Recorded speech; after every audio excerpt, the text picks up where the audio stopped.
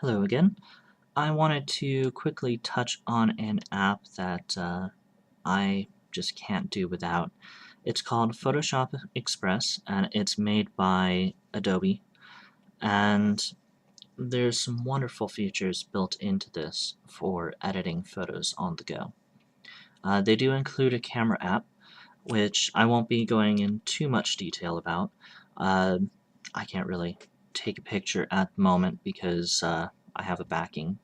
Uh, but it's quite different from the the native iPhone app for taking photos. In the bottom left, you have your camera roll, which also brings you into editing pictures that you take with this app. The Take Pictures button. You have a timer and a cancel button.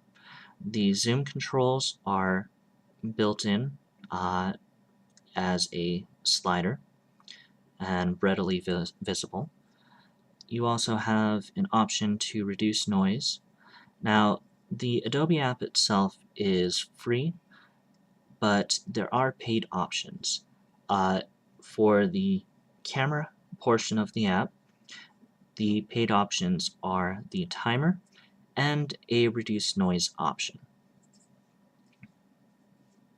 Now I'm going to go ahead and cancel. I'm going to go to select photo, choose it for my camera roll, and I took this one not too long ago. Just a quick shot of my face. And I'm sorry that this is blurry. I'm using a webcam that doesn't have manual controls for the focus, and for some reason it does not want to focus this close. Now, in looking at the photo, we have an option on the bottom left to upload the photo or share it using email, photoshop.com, Facebook, TwitPic, and Flickr.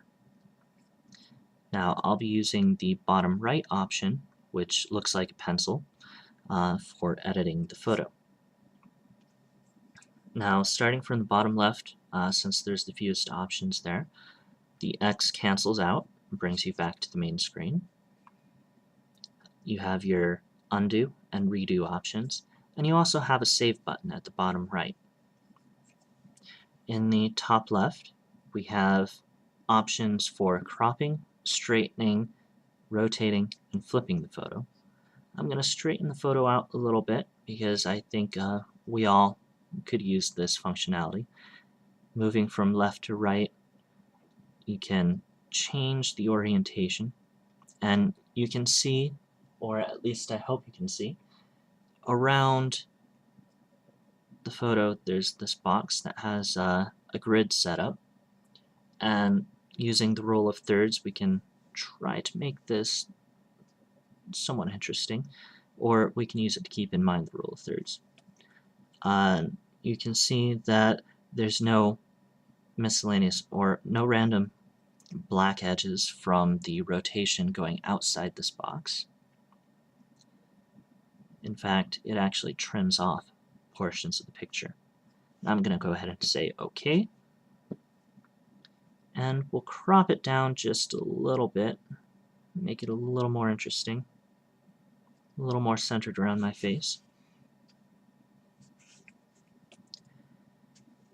Now, maybe we want to rotate it.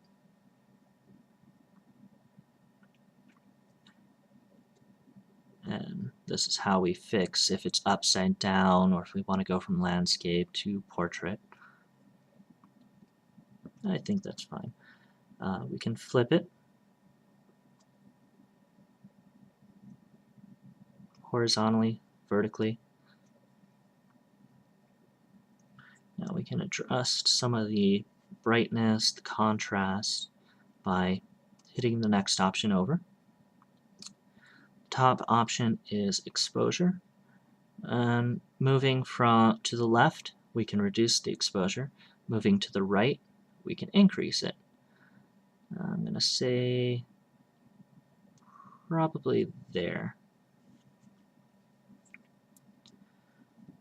We can also adjust the saturation. Personally, I think it's a bit oversaturated of a photo. And moving to the left, we can reduce the saturation. or to the right, we can just blow it out of the water and oversaturate. And you can tap anywhere to get kind of a rough feel. If you've played around with it enough, you get the sense that, you know, about here is where I want. Now we can go in and we can adjust the tint and change the hue, the overall hue of the image. And this is also how we can add kind of a sepia tone to it if we want, or, you know, make everything purple. I'm going to go ahead and hit cancel on that. We can convert it to a black and white image. I'm going to undo there. There's no adjustment settings for that. You can't say I want this more black than white, but you can combine that probably with the black and white, go down to contrast, and left reduce the contrast, right increase. And we can get kind of a dynamic photo that way. I'm going to go back to the color version because I want some color.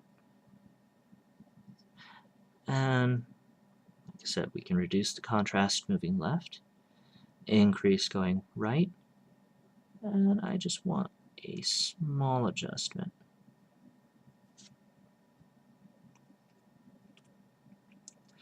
And now the next one over, we get options to convert it to a sketched image.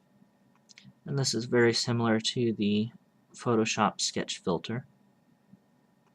It gives it kind of a painterly look to it.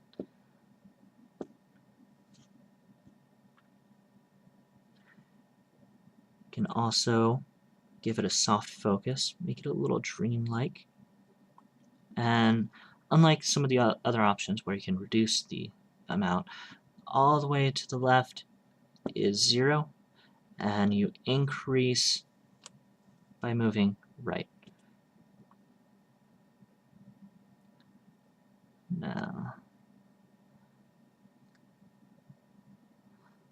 let's say that looks really neat.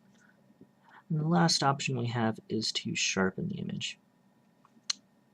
Let's actually undo that last filter because they kind of conflict. Soft focus gives it a blur, sharpen reduces that. Again, we move from 0 on the left up to 100%, and it's way too sharp. But we can increase it maybe a little bit.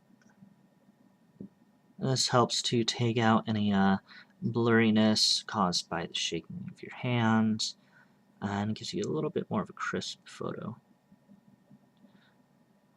And the soft focus also can hide that. Now on the far right at the top, we have effects.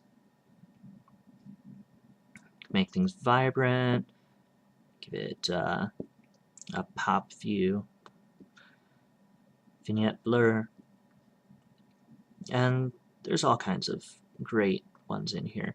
I personally like this one on the far right, soft black and white. It's a really neat effect to add to photos. But like I said, for this one, I want it to be in color. And then on the bottom right, we have that lovely save button. Go ahead and save the image. And the way this app works, it creates a copy of the image for you to work from, so you're working non-destructively. And the original image is still there. So if maybe you made the adjustments wrong, you can always go back. Well, I hope you enjoyed this review of Photoshop Express. Like I've said, I really enjoy it. It's one of my must-have on-the-go apps.